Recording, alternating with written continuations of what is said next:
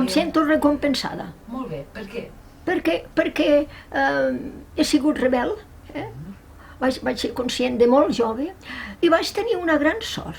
El meu professor, Josep Solans, i el Francisc, el pare Pallàs, van anar a visitar els meus pares i li van dir que hauria d'anar a Barcelona a estudiar a la universitat. Al matí anava a la universitat, que és quan es donen les classes, i a la tarda donava classes de batxillerat a les meves alumnes, a l'any 52-53, en català. I gràcies a aquests dos lleidatans, doncs vaig poder, perquè aquí, què feien les noies? Estudiar magisteri, perquè no podien sortir a Barcelona, perquè, Barcelona era massa lluny, molts perills per una noia a Barcelona. És molt necessari que la societat es conscienciï que les dones també existim. Vaig fer un munt de recitals de poesia en els quals defensava el paper de la dona. Vaig estar present a les jornades feministes que es van fer a Barcelona, guardo aquells papers, o sigui, he sigut sempre, no soc com la Lília Falcó, no d'això, però sí, doncs he tingut present que ens educaven sota la submissió. El pare em va dir, per què llegeixes novel·les, Perds molt temps que no trec bones notes, veus? I jo havia de callar. És mitja vida, perquè estem molt lligats, l'escriptura i jo. Era una necessitat vital, o sigui, sempre vaig col·laborar als diaris d'aquí Lleida molt temps, a les revistes farmacèutiques un munt d'anys, i em vaig fer molt amiga d'un farmacèutic, Guillem Vilador. És que la mateixa vida m'hi portava. Jo tenia la farmàcia, o sigui, quan jo feia els recitals posava una farmacèutica suplent a la farmàcia, perquè ho feia el cap de setmana, el dissabte agafava el cotxe i marxava i ja està. M'assec, com si anés al cinema, tingués la pantalla al davant i començo a redactar. I deixo que fluï. Deixo que flueixi la vida per aquell paper. M'agrada molt, sí. A més no he tingut mai cap problema amb la fulla en blanc.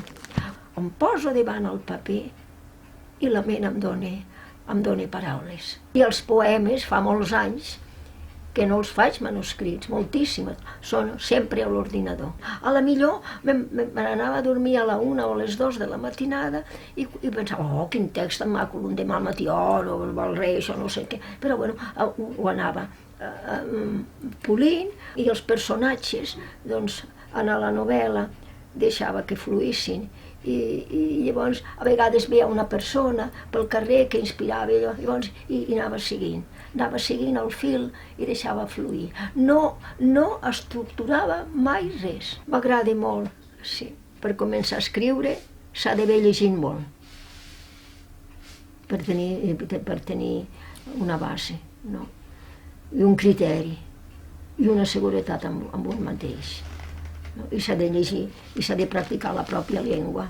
Abans de Nadal, abans de les festes de Nadal, agafo el llibre, clic, i ja està. 200 i pico pàgines, en un dia me'ls vaig llegir i no em vaig deixar ni una paraula. Me'ls he llegit tots, anglesos, els americans, tots, els tinc tots, o sigui, els he devorat tots. Els poetes els havia anat a visitar, el Vinyoli, tots els havia anat a visitar, els grans. Els alumnes no volen llegir. Jo anava a la professora de l'escola del treball, anava a la biblioteca i li demanava que em donés llibres. I ja estava, els 3 primers cursos els vaig fer allí, però després em van portar a la Sagrada Família. No?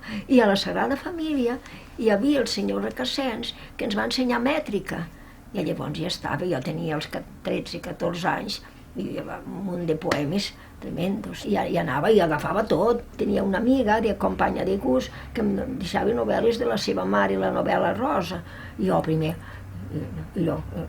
a la tercera ja vaig dir que això no m'interessa. A la tercera novel·la Rosa volia una cosa que estés més elaborada. el 2008 dic, ara ja està, ja plego, vaig plegar.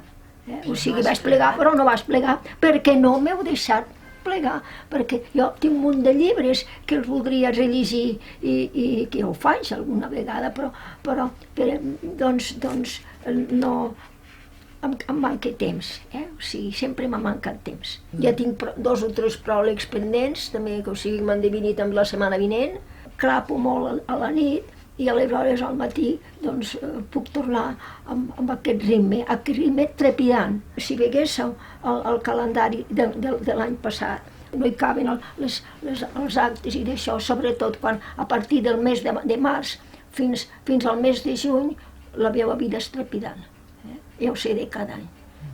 I no sé dir que no. I que m'havia de dir a mi que viuria tants anys. Jo pensava que em moria perquè vaig passar una malaltia, que és que vaig haver de deixar la farmàcia. Jo el que voldria que no em donessin feina i que no deixar, ja l'he feta. La feina ja la tinc feta. Agafeu tota la meva obra i ja la tinc. El 2008 em vaig plantar i ho he complert. No he escrit cap novel·la perquè desapareixia jo. Ja no podia, no tenia edat. Ja ho havia fet a la meva obra. Els articles, ja n'havia escrit per La Mañana, n'havia escrit pel Segre, però tampoc ni faig crítica literària. A vegades perquè me la demani algú i tot això, però no tinc necessitat d'escriure. Ara, si per exemple passen els pardals per aquí i passen el d'això, i veig les orenetes perquè ho controlo, quan llavors escric un poema i el poema es queda i el poemari quedarà, però alguna cosa que em crida molt l'atenció, però no tinc. Hi ha gent que sí, però no he tingut mai. No sóc esclava d'escriure, no. Em va responsabilitzar molt quan em van encarregar el poema aquest, perquè llavors pensava això, no estic lliure ara jo, ho he de fer bé, i sempre dubto del que faig, sempre penso que està molt malament i que no sé què. La mateixa, sí, no canviaria. Sí, van funcionar així, ja està, s'han acabat, ja està. És que tot té les seves edats, que m'ho he passat molt bé. Que he tingut una vida com tothom, una vida molt dura. Ja sabeu que em va passar, se'm va morir el primer marit, o sigui, i ho he superat, que em semblava partida com un llamp, i ho he superat. I sempre tinc l'esperança, i miro cap enlaire, i bueno, ja està. Són com tu, els personatges. Pot ser, però no m'hi veig jo, o sigui, no. O sigui, quan dic això penso en alguna persona que conec, per això no sé, o l'afany d'ajudar, no sé. El tenim tots, aquest afany, el té tothom.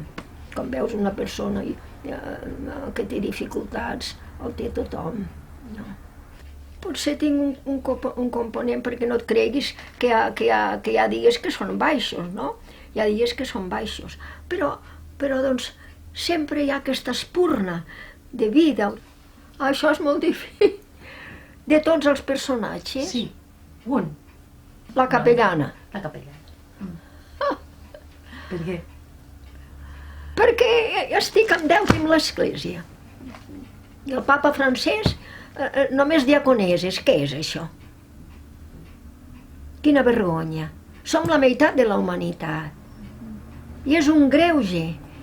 És un greuge tremendo que governin el món descaradament, d'aquesta manera, ignorant la dona. O sigui, i som la meitat de la humanitat. El poema aquest del Dia Mundial de la Poesia, veure com tantíssima gent havia dit, i a més que parlo dels migrants i dels que no tenen ales, i en canvi les cigonyes no troben fronteres, poden passar les fronteres.